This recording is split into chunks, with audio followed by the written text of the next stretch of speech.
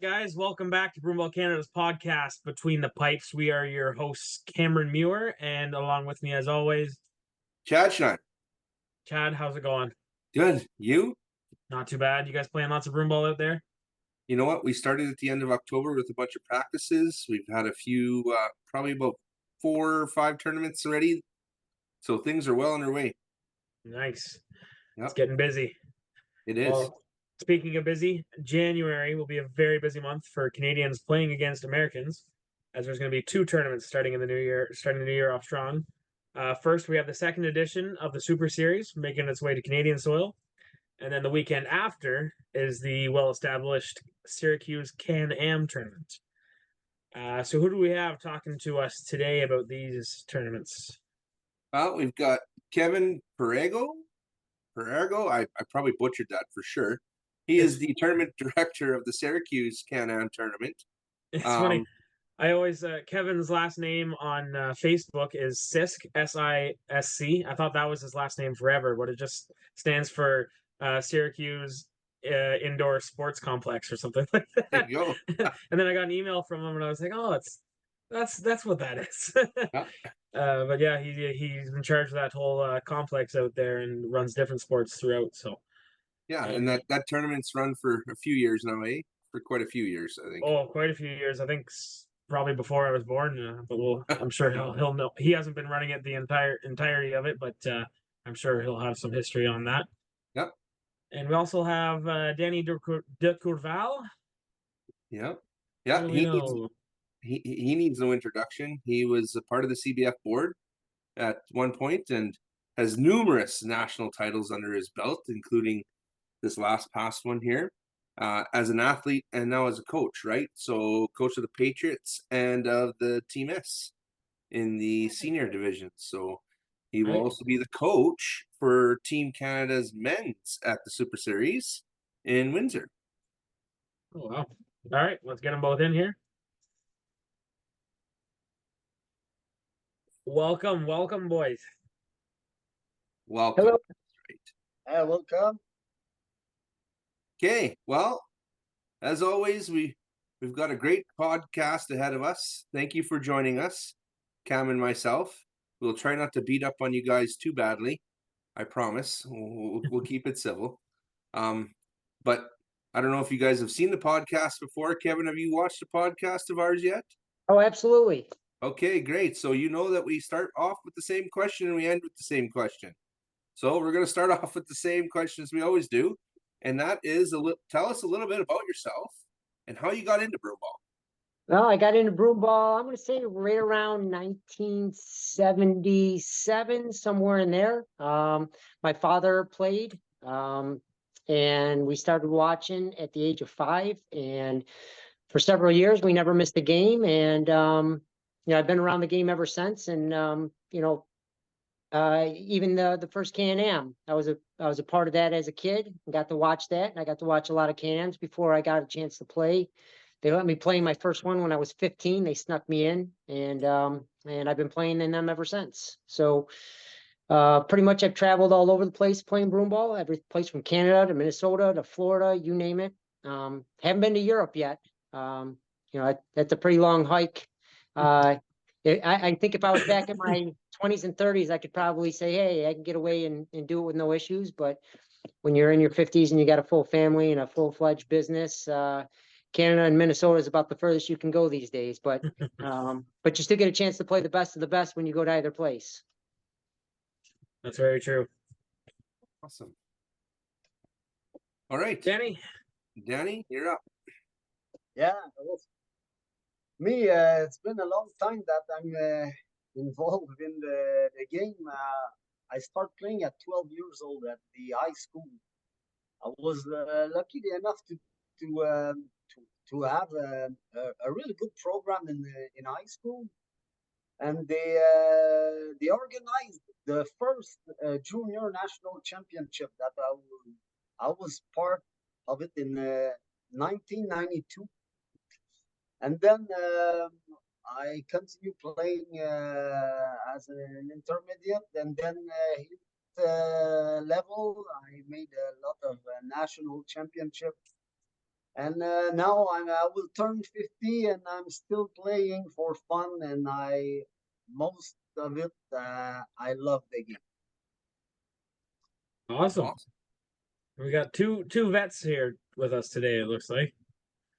Lot of experience, a lot of skill. Yes. Experience, that's what the word I was looking for.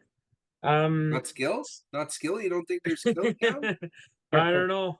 I think you start to lose it with age because I know I'm losing mine. So, Danny's. I don't know. I don't know. all right, Kevin, I got a question for you.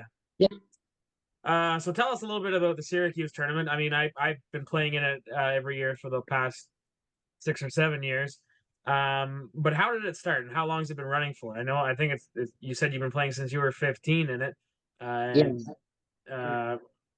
so it's been around a lot longer than I've been playing broomball, I'm sure. Yes. Can-Am's been around. I believe it's been around 38 years now. And Wow.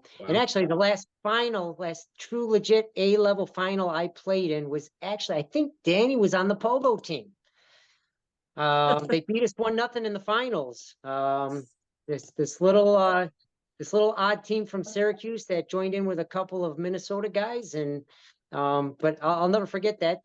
But the Pogo, and just so he knows, Pogos is probably the best team that I've ever played against in Can-Am, and they could very well have gone down as the best team in Can-Am history, because I believe they've won 3 or 4 of them. But I really think that if the Ottawa Nationals continue to come with their full bunch every year, because they tend to split up in the other teams, I think they probably would have won a few more. But yeah, it's been around for about 38 years. I think the COVID year kind of hurt everything and took us out of that consecutive year streak, because the city wouldn't allow us to run anything. But it's been around a long time. I'll never forget my first final. It was Russell Sprouts out of Russell, I believe, took the finals in the very first one.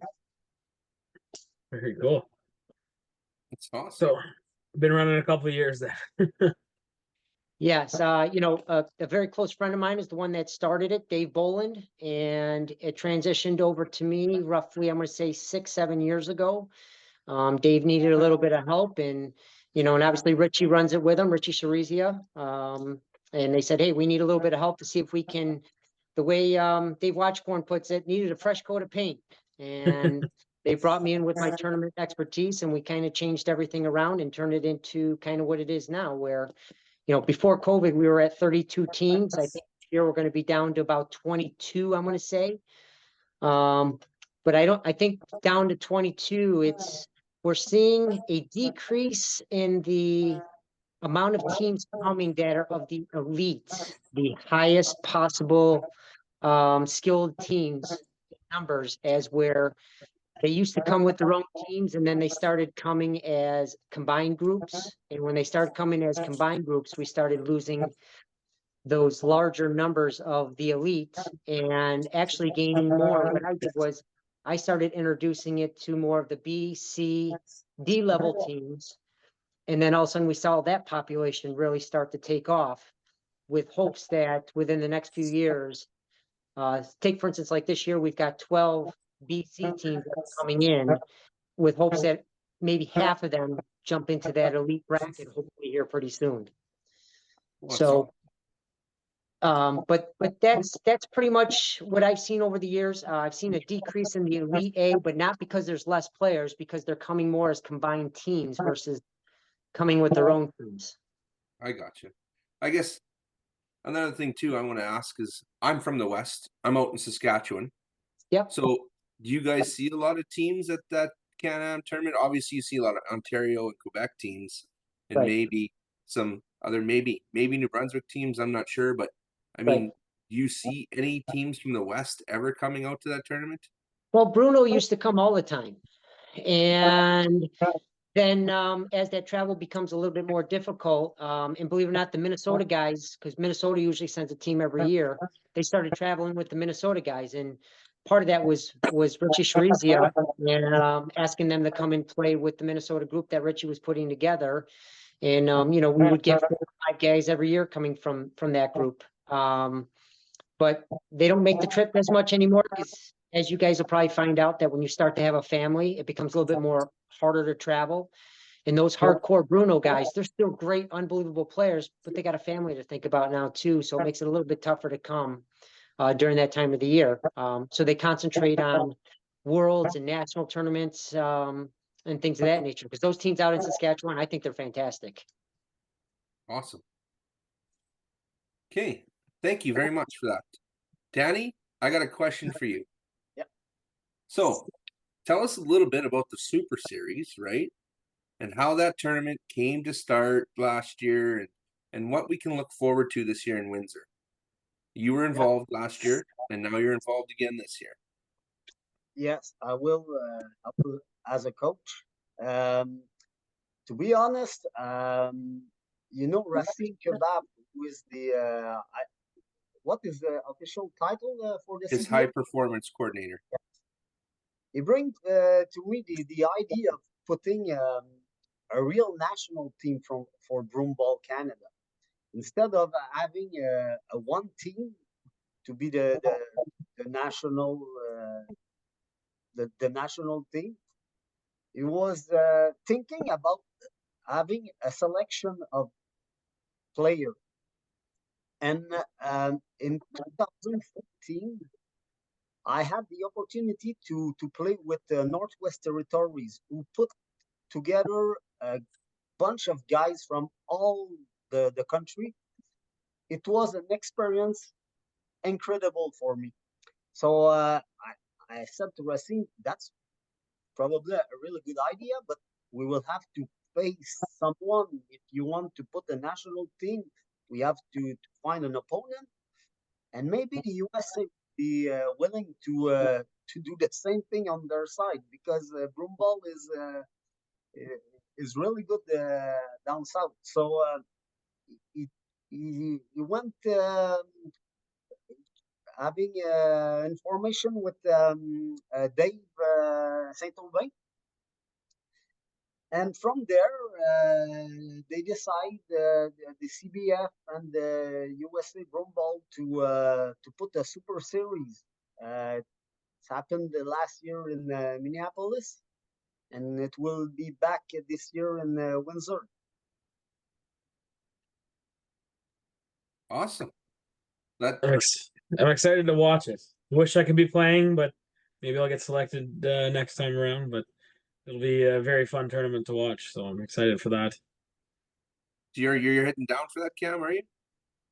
No, I'm gonna watch the stream at least. Oh, the stream. Okay. Yeah. I was watching the games last year, and they were pretty intense, so it'll be cool to watch this year.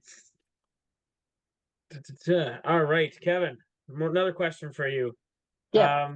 You've got into a bit about what's changed from previous years to this year, but I wanted to expand on that a little bit. Mainly, I wanted to talk about the venue because that has changed a lot. I remember when I first started going, it was at a rink where there was like one change room, and you had to bring your equipment on the bench with you. And I'd never heard of that, but it seemed to be a normal thing for some of the guys down there.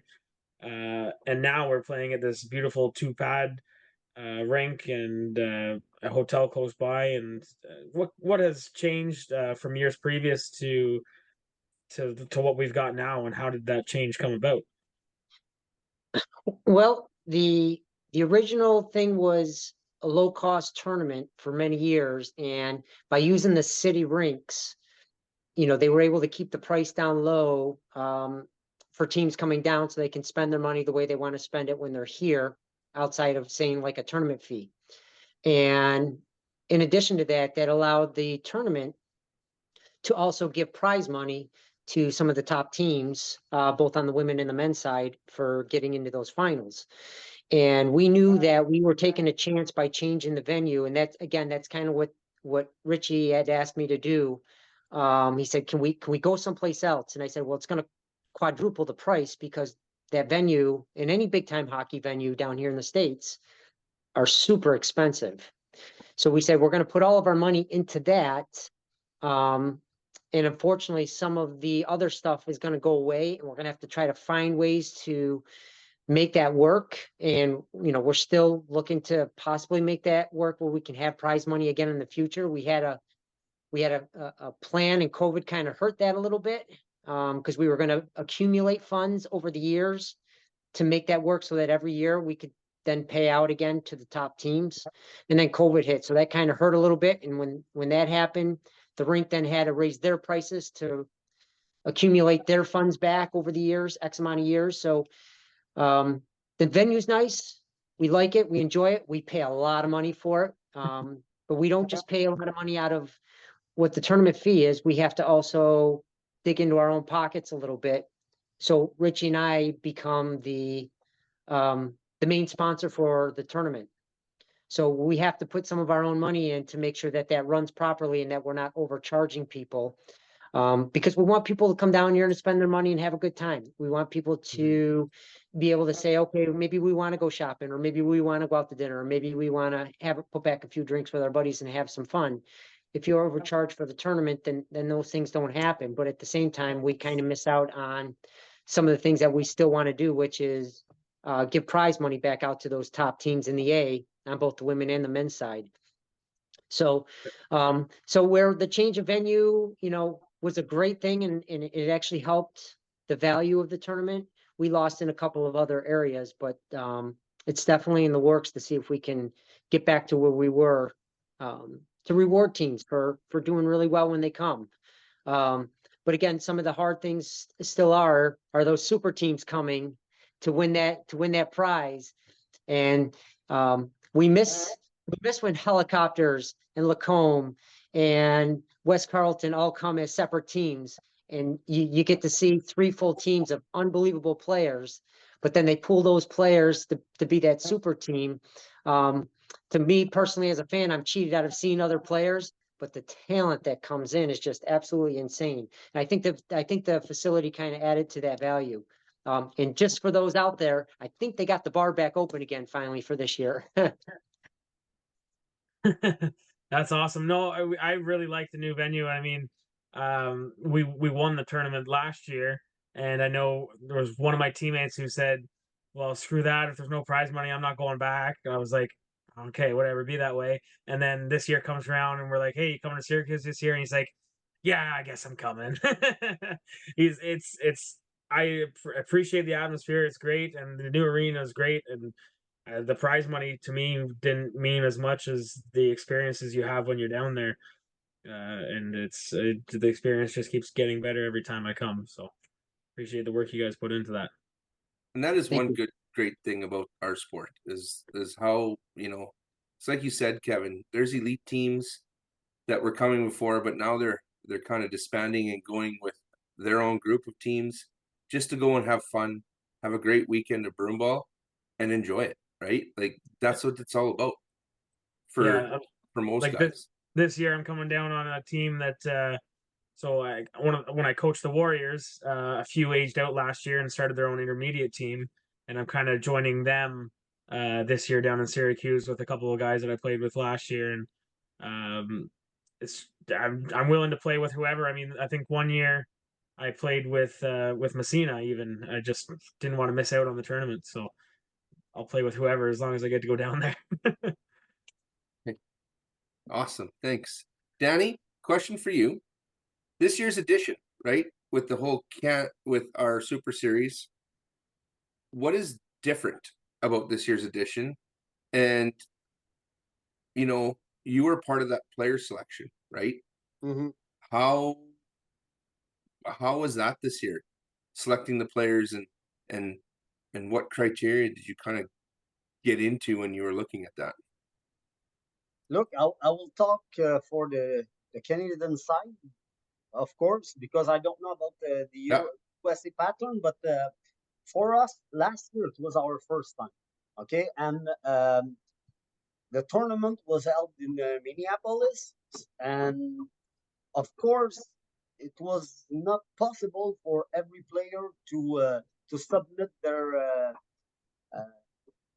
to has to be part of the team because of money, because it was the first time a holiday, and even it was at the beginning of the season also.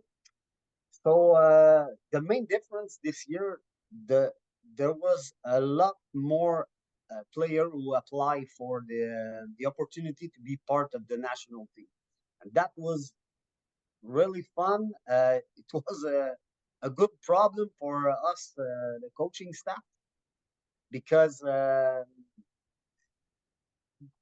was so many good player on that roster. It was hard to pick one or the other. There's a lot of talent in Canada, so uh, that's basically the the main difference. The other thing is we knew at the beginning of the selection that this year it will be no contact tournament, even for men's division. So of course it was part of the selection, the kind of player that you want to put on that team, because it will be a faster game. So I think it's the the main difference between those 2 years. But I'm looking forward to see. Even I'm pretty sure the USA team will be even stronger this year. But I hope we will offer them a better opposition on on the women's and the mixed division. Last year it was they beat us in three, but I think it could be different this year. Okay. Well, that's exciting to hear. So you said that we're going non-contact this year. Was that a tough decision to make? Was there lots of people on board with that? Look, there was some player who mentioned that they were not they are not interested to play without contact. I talked with some of them, and they changed their mind. Um, of course, it's different for us. For Canada's broom ball, it's always played with body checking, and it's the way we are used to play at the national and even in the big tournament. But to have the opportunity to play a good team like the USA, for today it's for this year it's a non-contact tournament. I don't think it will be a big issue. We know it in advance, so we will be prepared to play that kind of game. Uh, we'll see. Hey, awesome. Do you feel that it's going to be, we played contact last year. We in the States. Now we're coming to Canada. We're playing non-contact in 2 years from now, because I believe it's the Super Series is only going to be every 2 years, right? Yeah. Right. So now we're going to go back to the States, maybe in Syracuse. You never know. It could be, right, Kevin? You don't know. Yeah, absolutely. Because, one of the ones that are in charge of that is Richie. Yeah. Richie and Dave St. Albert are the two kingpins from our area. When Danny came to me last year or a couple years ago or was it might have been last year, and asked us to put this together, I immediately put him in contact with Dave St. Albin, and him and Richie put all that together for us. So yeah, there's a good chance it could be in Syracuse. That'll be up to the hard part is the Minnesota boys. Is getting them to travel this way when they're all right there and they're the main selection. They are the best of the best that we have here in the States. So that's going to be the only drawback is getting them here. But if if Richie says I want it there, they're going to follow him. I got you. So I guess where I was going with that, like, would you go back to contact in 2 years again, or is this going to be one of those series that's going to stay non-contact now that we went that way? I think that's going to be up to what Danny and Dave St. Albin decide. I mean, the one thing that I found over the last handful of years, since the states have gone to non-contact, we've seen the number of players increase. We've also seen the skill level of the players increase. where they're no longer concentrating on hitting somebody. It's now 100% skill. I've enjoyed both of them. I played both. I grew up playing checking. I grew up playing the red line. I enjoy the floating blue line as well. I enjoy a little bit of both, obviously being in my 50s. I enjoy the non-contact quite a bit more. But I will say that watching the states change, it became harder to catch the most skilled players ever. And I think that's where now it might help the Canadians a little bit more, because you want to talk about skill. You tell me any one of those players that Danny's putting together doesn't have skill. Any Yeah, one of no. them. And that's going to Yeah, be no. included in the states. But the Canadian skill, because of your program of teaching the younger kids and bringing them through, a lot of the states, those players don't start till they're adults. Right. So it's going to be incredible to watch if it's going to be 100% skill. Awesome. And I mean, I'm not disrespecting it at all. Like, there's no contact and there's no checking. Like we can say no contact all we want, but we know there's rubbing. There's rubbing. There's rubbing, right? Yeah. Like there's the incidental contact. Like it Oh, yeah. happens. There's just no big You got to get that ball. open ice hits. Yeah. Right. So, okay. Thank you, Danny. Thank you. Actually, just Yep. mentioned that last year it was with contact, and this year it was more the USA that asked for a non-contact competition. Yeah. So and we were agree with that too. Oh no, yeah. No, I agree. I'm good with it if it goes back and forth. Mm-hmm. All good. It's just curiosity, right? Just Yeah. I wasn't involved in any of those conversations. Never had just asking some questions. That's all. Yeah, I was a little curious myself. I saw when I put in my application and they were asking if you'd play non-contact. I was like, why is that even a question? Is broomball is contact? But I guess that's not the case in the States, and I forget that sometimes. So it would be fair if we change the rules back and forth once in a while. I do love the floating blue line. I mean, if we could do a super series with the floating blue line, I think that would be pretty cool. I think it just makes the game so much more different. And speaking of which, there's just different playing styles. So, question for you guys: what are the differences do you guys find between the style that the Canadians play and the style that the Americans play? So, if we're looking at just a strictly non-contact game, is there any differences between Canadian and American styles? Do you guys think, Kevin? We can start with you. Yeah, I definitely think so. I mean, entering the zone, you can actually maneuver into tight spaces because you're not going to get hit. You're able to get in and out of things. Yeah, you're still rubbing, but like I said, it becomes. Let's just say I can no longer catch Thomas St. Pierre anymore because when he comes here, it's skill, and I can't bump him. It's the same thing.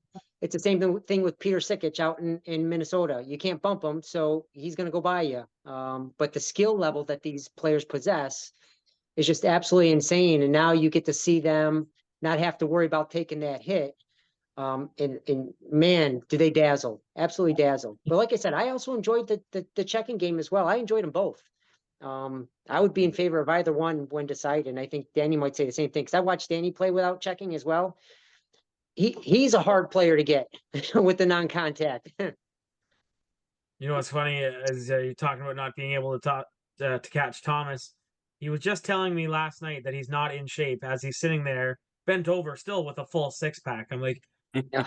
yes, you're 29, but you're still in shape. And Yeah, unbelievable.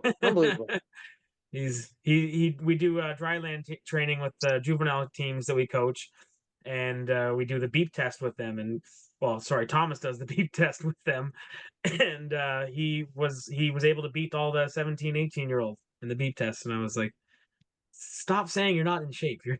You're very much in shape. Incredible talent. Yeah, he's not too bad. Yeah, he's okay. Okay. If I can say something about the difference between USA style and Canadian style. because of course there's body checking, um, but and of course with the floating blue line, the game is way faster in the USA when we play that kind of game. Even the nets are wider, so there's Yeah. lot more offensive, and maybe it's harder for the goalie. Cam, you're probably the witness of that. Yeah, it's very different when you go into and you see these daunting nets that are a foot taller and a foot wider. It definitely takes a game or two to get used to. And sometimes you think a ball's going wide and you leave it, and it's like, oh no, it's in the net. I ugh, I love And it, but I hate it. and I don't know if it's because of the nets are wider in USA. I think you're more you put some more balls through the net. Okay, so even when the team got the chance to shoot, they shoot to the net, and you're so good to deflect the ball. It's incredible. You're way better than we are in Canada to do that.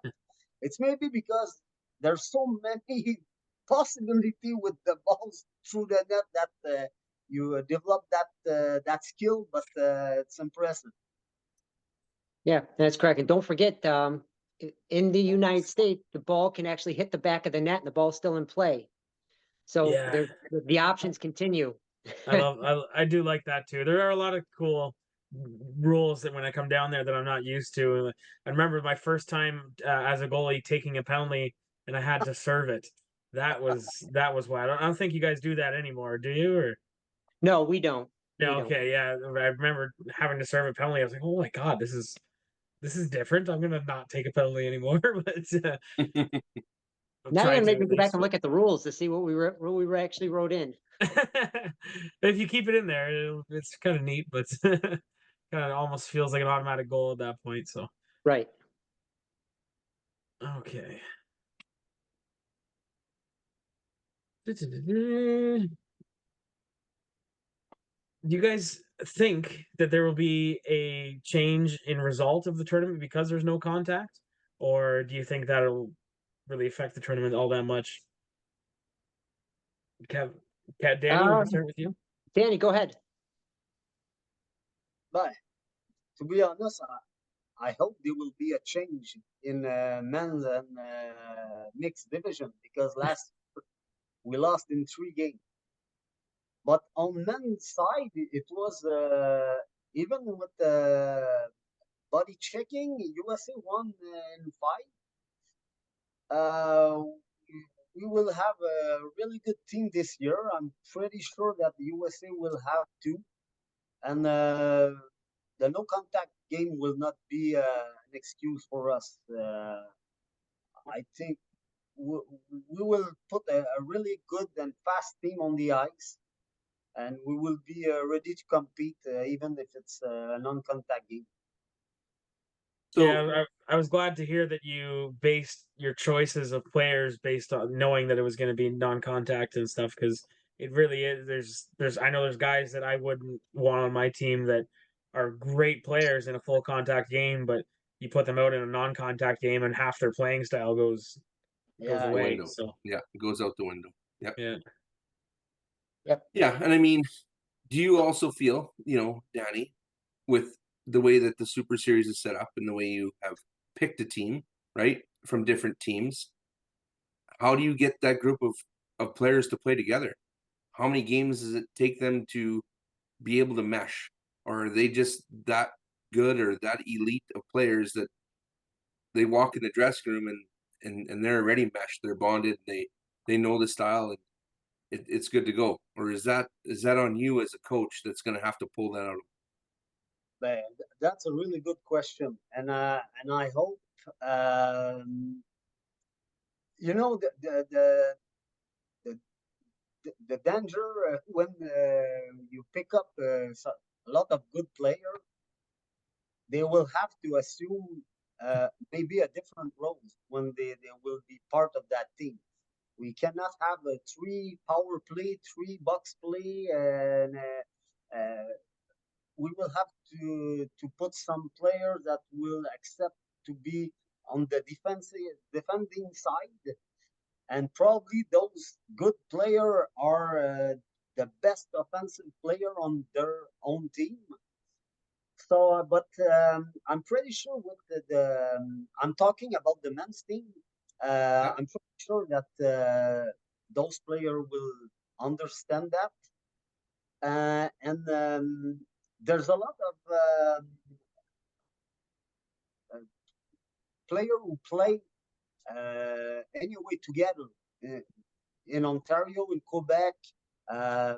We will be able to have some pair of defense that they are used to play together, or even center with the winger that are used to play together. So I don't think it will be a big issue, but of course we will have to fix that quick, because best of 5 series, you don't have a lot of time to do experience. That's right. And it's like you said, picking a team who are of elite caliber and are of that status, they're probably the top guys in their team. That's a lot of egos in one room, right? So, yeah, there's well, you know what?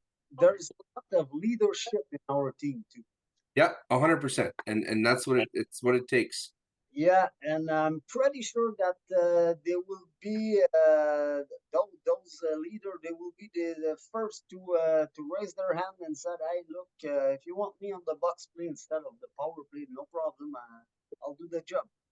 So no, I'm pretty confident about that part. And like I said, that was that was hard last year because, like you said, Kevin, the main USA team are Minneapolis players, so they are used to play together or against each other more often than we are. So the first 2 games, it was it was very hard for us because their system was way better than ours. Yeah, it's a different system, and it's gonna be weird seeing the best of the best against each other. It's gonna be a toss up. Like last year, I thought, oh, for sure Canada's gonna win, and then things happen. So, There you go.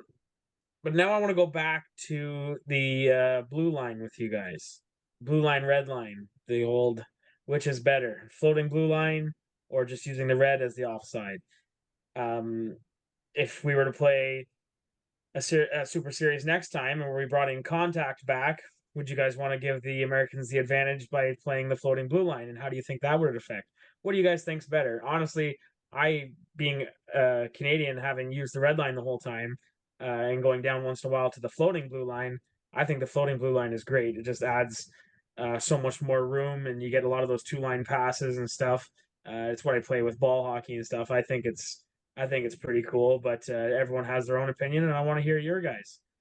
Kevin, what do you think? Floating blue line, red line at center? Boy, I grew up playing one, and on the back half of my career playing the other. I've thoroughly enjoyed both of them. The red line is more of a flip game. The blue line is more of a, like you said, 2-line pass / you can actually dump it in without it being an icing to keep the ball in play. Now your quick runners are getting in to pin the other team in. It depends on how good your goalie is with their stick and whether or not they can get out there and get it and make a play or not. Me in my back half of my career, I will say that the red line has been easier because I'm more prepared for the flip and I can position myself in a better way, knowing that my guys can make that initial contact as players are releasing the ball into the zone.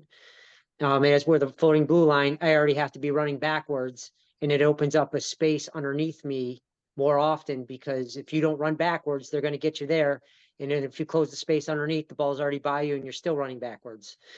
So, like I said, the back half of my career, I would say the red line has been a touch easier for me, but they're both still really difficult. But I really enjoy both of them. I don't know that I really like one more than the other. I actually kind of like to change a little bit when I do them both.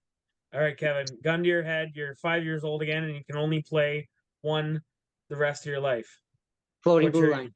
floating blue Blue line? line. Okay. When I was younger, nobody could catch me. And I was that fast.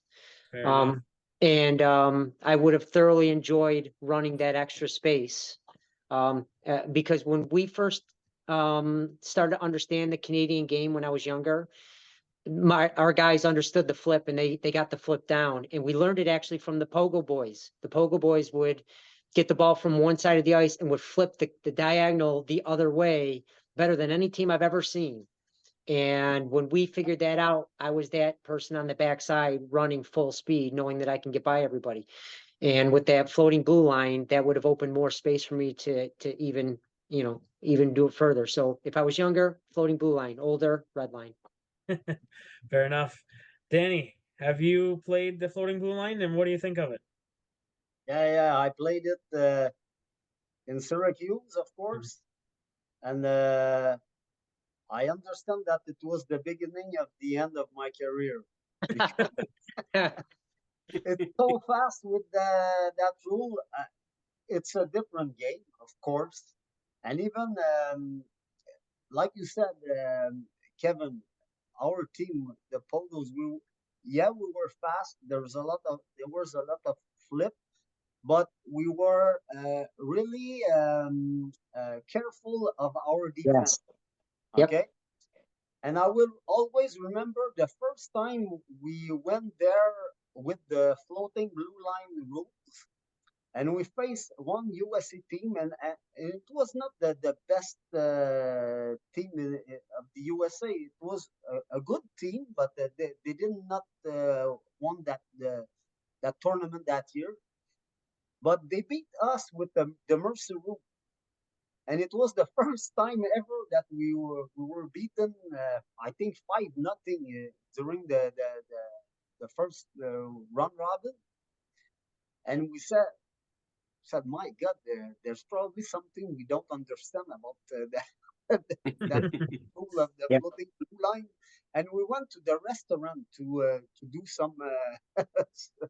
some board where to put the hicks and the hole. And for the Sunday, we were just unable to run with those guys. So we were sit on the blue line, on our blue line, with one guy behind, just waiting on the defense. Said, "Oh my God, we will fix that later." But to answer, it's really another style of broom ball, and it's really fun to play it. But personally, I do I like more the old red line room. Fair Okay. enough. Yeah, I've played both. I played a lot of tournaments in Minneapolis. We did a lot down there when Mick was kind of involved with broomball, Yep. and played with Silver Screen, played with Bruno lots down there. I don't like the bigger nets, of course not, because I'm a goalie. So bigger Yeah. nets can kiss my butt. You know what? Believe it or not, though, I do enjoy playing with it live off the netting. I Me just, too. I do, and Yeah. I think it speeds up the game. It allows for those. As a goalie, of course, you have to keep your head on a swivel, because if it comes off and bounces yeah. in the right way, Or it bounces off Yep. all the wide shots that end up in a Yep. whistle and a face off the other end. That Yep. keeps the game going. You get a bounce off the backboards, or sorry, the back net comes out in front. Somebody can just tap it in. The ball, Yep. the play keeps going. I think that is great for the game, and it's. Yeah. I know a lot of my friends hate it because they're not used to it, but I think it's pretty cool and it adds a lot. But I do, and definitely agree. it's just another dynamic. But Yeah, adds a whole nother element. those bigger nets, you guys can shove up something or else. But, I mean, I understand. You mean you got the floating blue line, which speeds up the game. You've got playing it live off the netting, which speeds up the game, and now you put larger nets in. So is this for spectators to watch a 15-15 game at the end of the day, Kevin, or I remember the first time I did it. It was back in the 80s when I went to my first trip to Minnesota, and it was the first time we saw it because we were still playing red line here in Syracuse. Yep. And it was crazy, absolutely crazy. We got shelled 7-0 our first game, and we didn't know what happened to us. We figured it out by our third game. We sort of figured it out. But when you're trucking across the blue line and you see your guy running backwards trying to get back onside, not realizing that he only had to come back to the blue line, he's running by you 100 miles an hour, and it's like it takes a little bit to figure it out. And right. But once you do, it's a great sport. I mean, I think to go back what you were saying, yes, I think it also draws in the outsider that might want to play and unsure. When you see tight 1-0 games all the time, to somebody looking in, it's like, that might be not something I might not want to do. But I think the American style is full of glitter and glamour. I mean, look at our NFL, look at the NBA, look at everybody wants those big high scoring highlights. And I think it's actually helped our game in gaining players because now your average Joe can score. Your guy, if he just hits it just right, he could get an upper 90. It's going to go. And then don't forget the ball. The ball's changed. The ball's changed tremendously over the years. And that adds a lot more pop to it. And I also think that believe it or not, our rinks, especially toward Minnesota, are just a tad warmer. So that blows the ball up even more also. So now you've got the speed of everything that you were just talking about. Now the pace of the ball is even bigger and faster also. I think it is to add more goals. You're right, Kevin. And you know what? I think the biggest thing, you said it correctly, is that if you're playing live, it live off the net, bigger nets, you could get that third line grinding line. Mm-hmm. It just bounces out to that guy that's hardly ever scored any goals because he's a grinder and everything else. Yeah, he may not be the goal scorer highlight guy, but hey, it bounced right to his broom off of a shot from the back of the defense, came right to him, and it's just a quick little tap in and he gets a goal. Well, now he's excited and now he wants to continue playing and giving her, and now he's getting all his friends from wherever he's from involved. And I think you got a point there. I really do. Yep. All right. So predictions. Super Series. We'll start with that one. Danny, you got any predictions for the Super Series? Of course, I hope we will be able to flip it and to win the next one on the men's side. But my prediction is that it will be way closer between the mixed team and also the women's team. Okay. Last year, the USA women's team were incredible. Honestly, we were. I was not prepared to face a good team as they put on the ice, but I think this year it will be a better representation. We will have a stronger team than last year for sure. So it will be a really good competition on both three categories. Okay, awesome. Okay, Kevin, what about you and the Syracuse Can-Am tournament? As far as predictions? Yep. Oh boy. Well, you know what teams are coming. I do. Well, I don't know. It's hard because a couple of the main guys from Minnesota are not coming in, so that changes a lot. There's nothing like watching that one Minnesota team and that one Canadian team all the time in the final. It doesn't matter which Canadian team it is. It always seems to be one or the other. It always seems to be either, West Carrollton or helicopters, depending on if they come separate or together. And you can never leave out Danny's bunch either, because he always says we're coming with an old bunch, but they always seem to do well. But I'll have to give this year to the Canadians for sure at the Can-Am on the men's side. And the women's side, I think it's tough not to say the Canadian side because we can't get our top women's team here this year.